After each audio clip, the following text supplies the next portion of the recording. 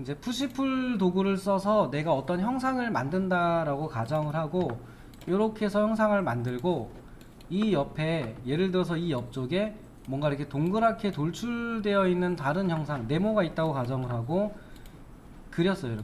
이렇게 그렸는데 이런 경우에 얘도 상자일 거라고 생각을 저는 했거든요.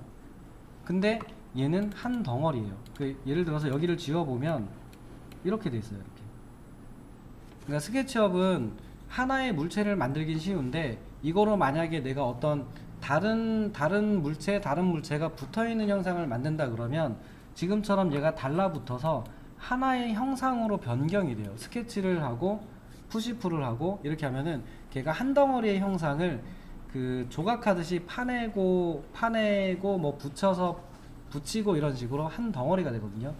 그렇다 보니까 이게 예를 들면 저희가 이거로 벽돌 쌓기를 한다라고 하면 다 달라붙어 버려요. 그래서 이게 내가 원하는 대로 개별 형상으로 존재하지가 않거든요. 그게 이제 이 스케치업으로 물체를 만들 때 약점이 돼요. 그래서 그거를 보완하기 위해서 또는 그거를 이제 내가 원하는 개별 물체로 얘네가 존재하게 하려면 항상 그룹화를 해주셔야 돼요. 개별 덩어리별로 존재해야 되는 애들은 스케치가 끝났으면 항상 그룹을 묶어서 별도의 형상 이렇게 묶어주셔야 돼요. 예를 들면은 스케치업을 쓰실 때 여기에 있는 이렇게 생겨있는 상자를 여러 개를 저희가 사서 원하는 류의 가구로 디자인을 하는 영역을 만든다고 생각해 볼게요. 이렇게 생겨있는 형태가 고정되어 있는 게 아니고 이렇게 생겨있는 하나의 블럭처럼 생겨있는 박스를 내가 원하는 대로 쌓는다라는 가정입니다. 이렇게 쌓고 이렇게 옆에다 하나 놓고 가운데다 하나 놓고 뭐 이렇게 해서 내가 쓸 수도 있잖아요.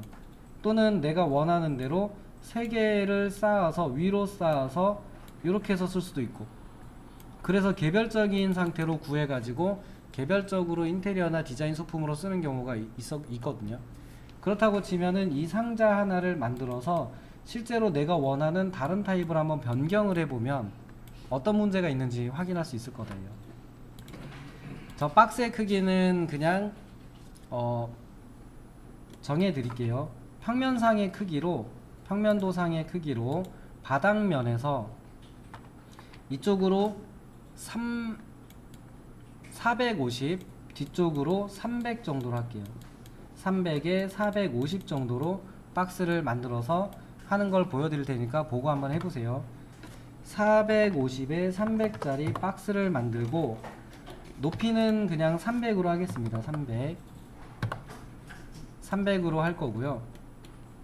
정확하게 그리려면 가이드를 써야 되지만 두께는 신경 쓰지 마시고 앞쪽에서 대략적으로 박스 정도 두께다 싶은 정도로 사각형을 그리시고 뒤쪽으로 뚫지는 않을 거고요. 뒤쪽으로 300길이었으니까 한 280 정도 보내면 2cm 정도 남지 않을까요? 그래서 280 정도까지만 돌출을 시키면 이렇게 생겨있는 하나의 상자가 만들어지겠죠. 여기 있는 상자를 선택을 하고 하나 복사해서 옆으로 놓을게요. 요건 이제 나중에 다시 한번 하려고 복사해 놓은 거고요. 이 박스를 쌓아서 다양한 형태의 디자인을 해보고 싶어요. 예를 들면은 위로 세 칸을 쌓고 옆으로 쌓는 애를 이런 식으로 쌓아가지고 이쪽 부분에는 두 개 정도를 쌓아서 만들면 요거 이제 독특한 디자인이 될 것 같아요. 그래서 여기다가는 책 같은 거 좀 넣어주고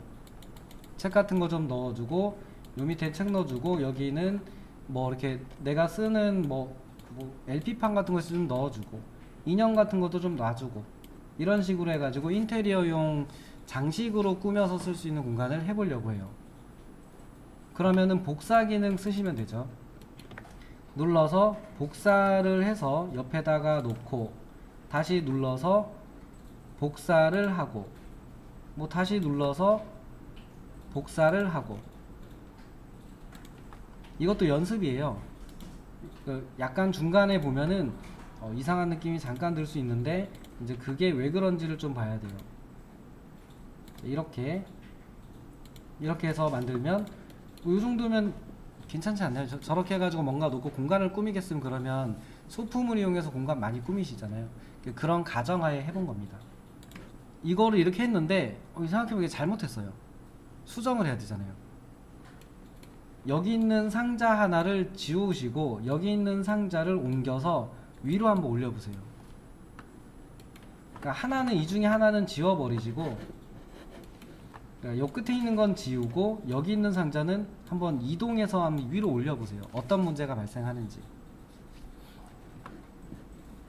그룹화를 하지 않은 상태에서 얘를 지우려고 트리플 클릭을 했더니 다 선택돼요. 그리고 지워야지 해서 그럼 하나씩 지워야지 해서 이렇게 선택해서 지워봤더니 애매하게 지워져요. 요거는 또 더블 클릭해서 지우고 났더니 여기 또 면은 또 웬일인지 뒤집혀 있어요. 그 지우면은 또 이상해져요. 얘를 옮기려고 생각을 해서 이렇게 선택을 하고 위에를 선택하고 여기도 선택하고 나름 꼼꼼하게 이렇게 있는 선까지 더블 클릭해서 다 선택을 했어요. 이 정도면 다 선택됐겠거니 생각하고 이동을 하려고 했더니 뭔가 따라서 같이 변형돼요. 이게 면과 면을 쉽게 나눌 수 있고 그런 건 장점인데, 문제는 지금처럼 달라붙어 버려요. 달라붙으면 이걸 개별 영상으로 분리하거나 하는 게 얘가 안 됩니다. 그래서 이제 저런 식으로 독립된 형태로 존재해야 되는 애들은 항상 독립된 상태로 그룹을 묶어 주셔야 돼요. 안 그러면 달라붙기 때문에 편집이 너무 어렵습니다. 편집이. 그래서 여기에다가 만약에 앞쪽에다가 내가 문을 달아야지 라고 해서 문을 그리는 순간에, 이렇게 그리는 순간에 문을 회전해 봐야지 라고 하면 안 되는 경우가 생겨요. 한번 보여드릴게요. 여기 앞에다가 이제 문만 달면, 문 달고 손잡이 달면 이게 그냥 장일 것 같거든요. 그 문을 달려고 앞에다가 이제 박스를 대략 그릴게요. 뭐 이런 식으로 그려서 푸시풀을 하는 순간에 이제 이 문을 회전해야지 라고 선택을 하면 이상하게 되죠. 선택을 여기를 해야지 해서 선택을 하고, 뭐 불필요한 부분 선택 안 했다고 치고, 이렇게 해서 회전을 해야지 라고 해서 회전을 해보면 이렇게 돼버려요. 이게 면이 달라붙어서 그래요. 그래서 저런 경우는 뒤에 있는 박스와 앞에 있는 문은 별도의 객체잖아요. 그렇기 때문에 별도로 그룹을 묶어줘야만 별도의 형상으로서 회전, 이동, 복사, 편집 이런 것들이 개별적으로 할 수 있게 돼요. 그래서 항상 스케치업은 재질이 다르다거나 형태가 분리되어 있어야 되는 경우는 반드시 개별적으로 그룹을 묶어주는 게 필요합니다.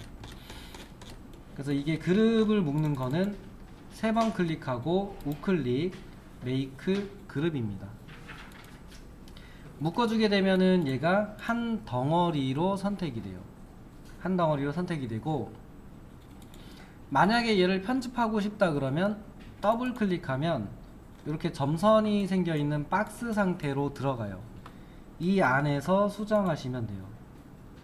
그리고 수정이 끝났다라고 하면 스페이스바 눌러서 바깥쪽을 더블 클릭해 주시면 편집 상자를 빠져납니다.